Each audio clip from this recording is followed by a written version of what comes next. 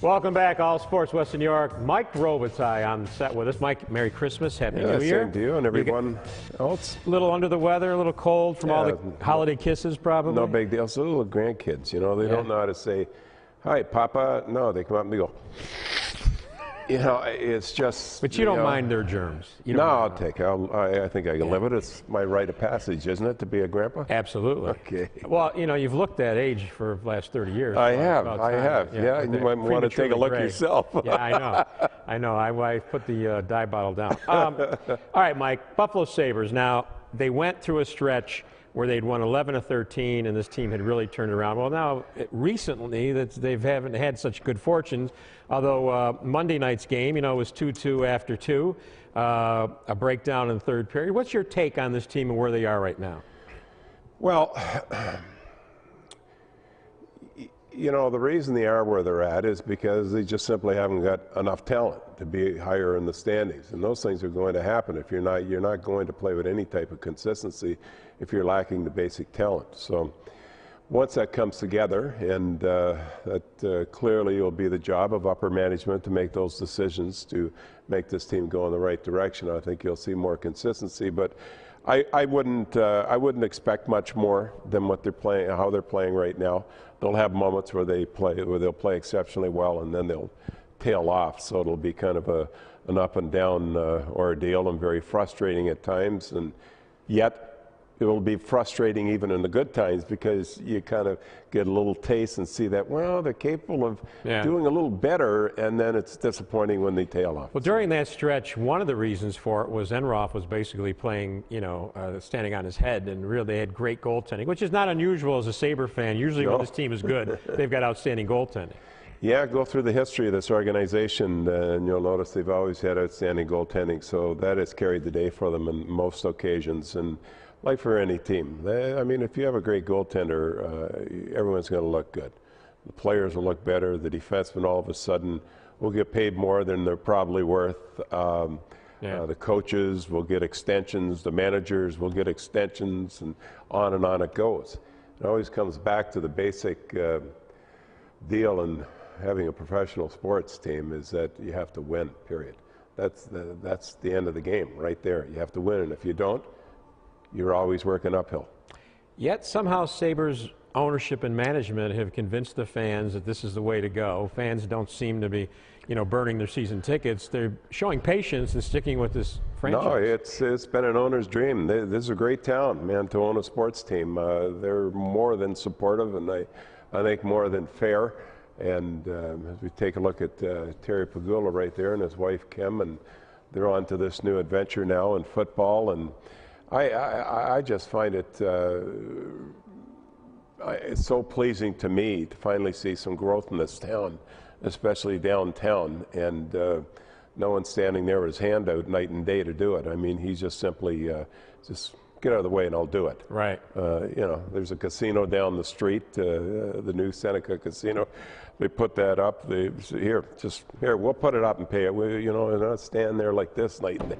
And it's great to see. I've been waiting for a long time to feel some energy downtown. It's happened, and I'd be hard pressed to have anything negative to say about that whole situation in regards to sports in downtown Buffalo. Good for them. It's long overdue.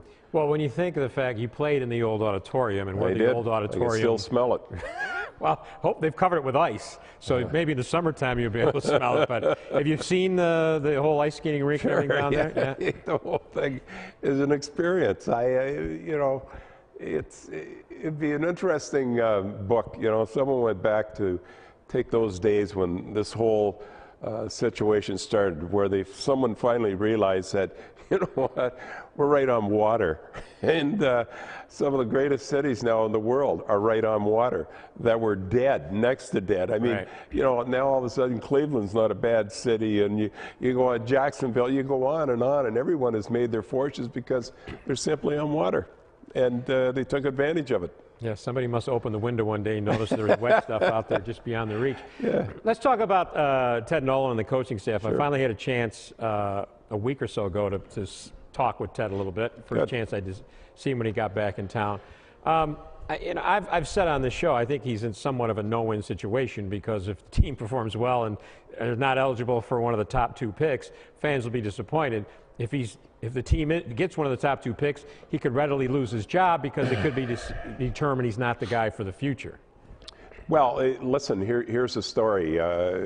Fans can think what they like about, hope they finish last, they'll get the first pick, which there's no guarantee, even if you finish last, so it's still a bit of a crapshoot. How are you going to hold back a horse when he wants to run? I mean, any of these athletes, and Teddy was an athlete for many years, take a look at him, for many, many years. These people don't understand. It might look like they don't care some nights. Right. They care a lot. And athletes want to win. It's in their DNA. That's the only thing that brought them where they are right now. The only reason Ted is a coach of that hockey club right now is because his will to win. How about Brian Trotzy? What's he got like his assistant? 4 or 5 Stanley Cups. Right. Now, you mean to tell me you're going to, put the bid on these guys and hold them back and say, look at, hey, Teddy and Trotz, let's just kind of slow things down a bit. You can't do that because you brought it up. It's going to affect their job. I don't care what to say. If you lose enough, you're going to be gone, period. And Nolan believes that does not help development if you teach young players to lose games. Absolutely. Yeah. What about the insulation? How are you going to insulate this team? To me, that's Timmy Murray's biggest job. And I think sports teams are built from the top up, not from the top down, not the bottom up. And I just think what he has to do at this point is insulate this hockey club if he's going to have good young players coming in. And I think that might be his biggest part of his job. Well, let me ask you one really tough question here. Have you ever seen Tim Murray smile? I would, now that you bring it up, I know what will make him smile. I mean, in the side, it had to be after all those years beating the Bushes. He's finally now a general manager. But the other thing is, I guess, is to win. No, he doesn't smile. Well, listen, you're not supposed to be smiling when you're losing. All right? I'm not comfortable with seeing anyone smiling much. He drove into town with a frown on his face, so that's just his demeanor, apparently. Not like us, Mike. We're always, turn that frown upside down. Hey, we'll be back with Mike Robitaille right after this.